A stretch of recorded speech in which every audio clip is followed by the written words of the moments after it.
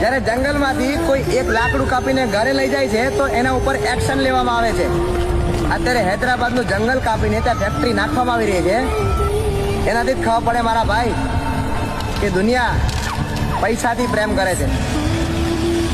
પછી પ્રાણીઓને શું ખબર કે જીવન જીવવા માટે પૈસાની જરૂર પડે છે, કે જીવન જીવવા માટે પૈસાની જરૂર પડે છે, જીવન જીવવા માટે પૈસાની જરૂર પડે છે.